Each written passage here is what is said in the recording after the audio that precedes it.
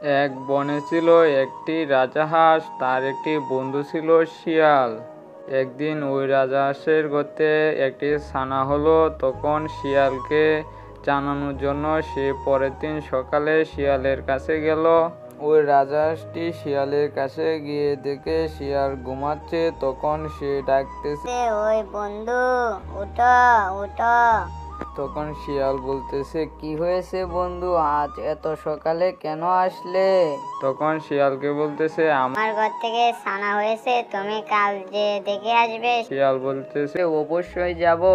তখন ওই হাঁসের সাথে সেও ছানার কাছে চলে গেল। তখন ছানাকে দেখে ছানা তখন যেয়ে দেখে হাঁসের ছানা কাঁদতেছে। তখন তার মাকে বলতেছে, তুমি কোথায় গেছিলে? তখন তার মা বলতেছে, তোমার মামার কাছে গিয়েছিলাম, শিয়াল মামার কাছে। তখন শিয়াল বলতেছে, অনেক সুন্দর হয়েছে ছানাটা, এখন আমি আসি, আমার আবার বাসায় যে কাজ করতে হবে। এই বলে শিয়াল চলে গেল।